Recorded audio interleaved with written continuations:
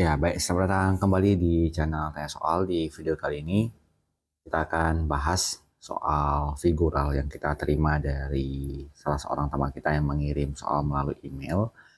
Dan kebetulan di soal ini tidak disebutkan sih untuk ujian mandiri mana. Tapi kalau soal TPA figural, seharusnya tuh masih ada dua PTN pada per hari ini ya.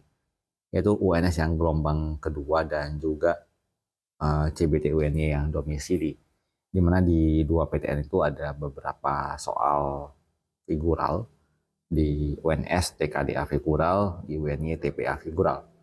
Dan kalau kita coba perhatikan sebenarnya naskahnya juga sudah dicoret-coret ya, tapi kita akan maksimalkan. Barangkali ini adalah uh, file-file yang mungkin pernah keluar di ujian-ujian sebelumnya. Kita akan coba bahas satu persatu. Dari soal nomor 45, ini adalah tipe soal figural analogi.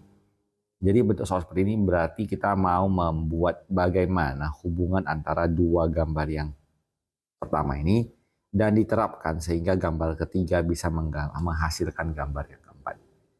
Kalau kita perhatikan, kuncinya di sini satu garis.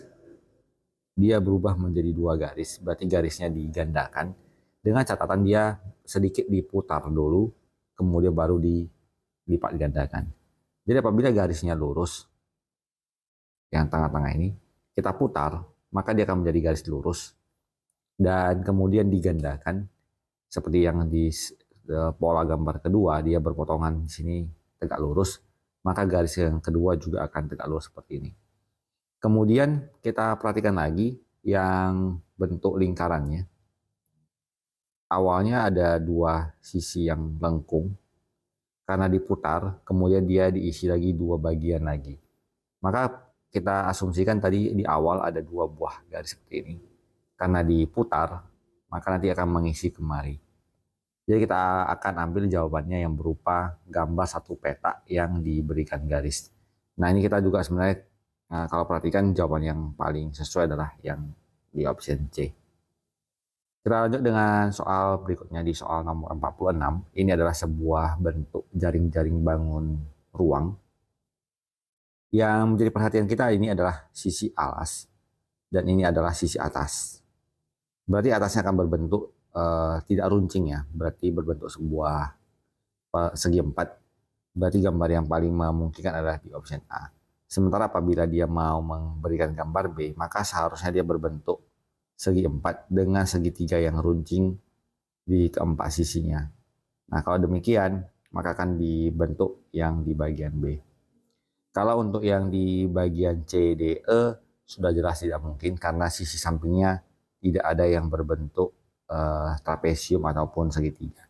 Jadi yang ini sudah pasti tidak benar. Kita lanjut dengan soal berikutnya. Sepertinya soal ini sudah mencakup hampir seluruh model soal figural. Ini adalah jaring-jaring kubus. Jadi dari soal yang nomor 47 ini, kita akan mencoba mengambil beberapa kemungkinan sisi frontal. Yang pertama, kalau kita perhatikan di gambar A, sisi yang dimaksud, sisi depannya adalah yang ini. Maka bagian atasnya adalah, mungkin supaya dibedakan, bagian atasnya berwarna hijau ini. Dan apabila dilipat lagi, maka sisi yang biru ini akan menjadi sisi yang di samping. Berarti kalau kita perhatikan gambar di A yang benar. Kemudian kalau kita gunakan analogi di gambar B, kita ini hapus karena sudah kita yakin dari benar. Untuk yang di gambar B, sisi depannya adalah berbentuk yang ini.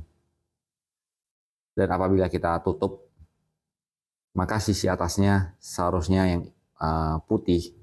Sementara di sini sisi atasnya ada gambarnya, jadi udah pasti salah. Kemudian untuk yang di gambar C, kalau kita asumsikan ini adalah sisi atasnya, maka sisi yang di sampingnya ini, kemudian kalau kita lanjutkan lagi sisi berikutnya adalah sisi depannya juga berwarna putih, masih bisa dianggap sebagai jawaban yang benar. Kemudian untuk yang sisi D, kedua sisi ini tidak akan berdekatan seperti ini, jadi juga salah.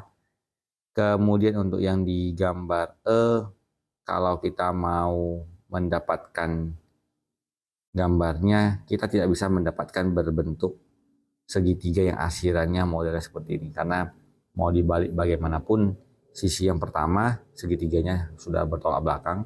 Kalaupun ini yang diputar, maka tetap arah putarannya akan membentuk tidak bisa membentuk seperti ini. Dan kalau kita jumpai model soal seperti ini mungkin juga karena pengaruh soalnya sudah agak kabur ya. Kita memiliki dua opsi jawaban, tapi yang paling bisa kita yakini adalah gambar A, karena dari frontalnya sudah pasti. Sementara yang ini kita sebenarnya tidak yakin gambar yang di atasnya itu berbentuk yang ini atau yang ini gitu ya. Jadi kita anggap saja jawabannya ini mungkin di option A. Kita lanjut dengan soal yang berikutnya, di soal nomor 48 yang juga adalah TPA analogi. Ini maaf juga bahwa soalnya kurang jelas, tapi kalau kita perhatikan terjadi perputaran ya di dua gambar yang ini. Bentuk soalnya bukan analogi tapi melanjutkan pola gambar. Jadi kalau kita perhatikan bentuk lingkaran ini, dia akan berputar menjadi ke samping, berputar lagi ke bawah, berputar lagi ke samping, maka perputaran berikutnya dia akan mengarah ke atas, diikuti dengan gambarnya. Sehingga kalau kita amati polanya, dia akan kembali ke bentuk gambar yang di nomor 1. Jadi kita pilih jawabannya samakan dengan gambar yang nomor 1. Jawabannya adalah yang di option A. Kita lanjut dengan soal berikut. Kembali ke jaring-jaring kubus. Kunci dari soal ini adalah sisi yang di bagian atas. Kalau kita perhatikan yang diarsir warna hitam cuma ada 2 buah segitiga, dan ini akan, apabila ini sisi alasnya, ini akan menjadi sisi bagian belakang, ini yang di kanan kita, di kiri ini bagian depan, dan bagian atasnya kalau kita gambarkan sebuah persegi dan dibagi menjadi 4 buah segitiga, maka bagian atas yang ini akan menjadi hitam di bagian atas, yang ini akan mengisi kemari. Berarti akan kita dapatkan nanti bagian sisi atasnya itu berupa segitiga yang terarsir, dan bagian depannya adalah sebuah lingkaran.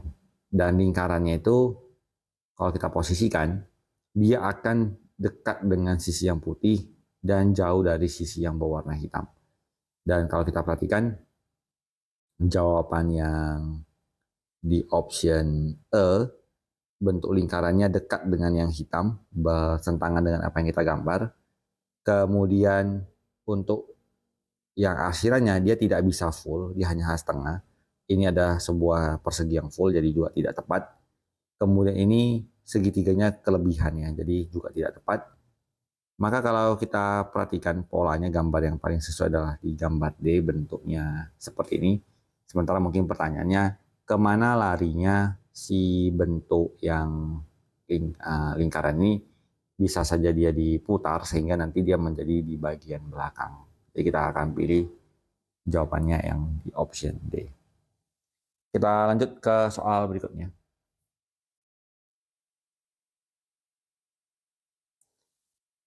Kita jumpai lagi di bentuk jaring-jaring kubus. Kali ini kita akan perhatikan beberapa bentuk yang berbeda. Pertama, untuk bagian A, ini adalah sisi frontalnya sebuah persegi, berarti yang ini. Maka kalau kita perhatikan, sisi atasnya seharusnya yang putih, sementara di gambar diberi arsiran, maka yang A sudah pasti salah. Kemudian kita lanjutkan dengan yang berikutnya. Kali ini gambar perseginya di bagian atas. Jadi apabila kita lipat, maka sisi yang ini akan menjadi sisi bagian belakang, dan ini dilipat lagi akan menjadi sisi yang di bagian bawah. Jadi untuk yang persegi ini, dia tidak akan bisa menampilkan sisi yang diarsir, karena dia langsung menempel ya.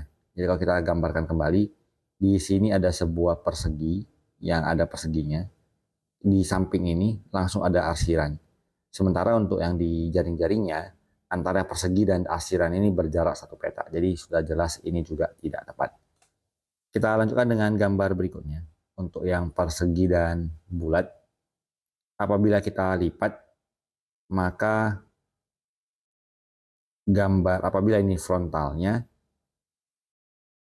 dia di lingkaran ini akan menjadi sisi di sebelah kirinya, ini bagian depannya, berarti dia akan bertemu, dan apabila dibolak-balik masih memungkinkan. Kita lanjut dengan yang di gambar D, seperti penjelasan sebelumnya, bahwa persegi ini dan asiran tidak mungkin bersama, itu juga persegi dan asiran tidak mungkin bersama, maka jawabannya adalah di option C. Kita lanjut dengan soal berikut, di soal nomor 51. Di sini kita perhatikan yang pertama, bidang frontalnya, bidang yang menghadap kita adalah si lingkaran putih. Kemudian kalau kita perhatikan di bagian atas akan ada tanda panah yang bergerak menjauhi. Dan apabila kita ikuti pola pelipatannya, ini juga berarti kalau kita ikuti bentuk yang sisi sebelah sini akan diikuti,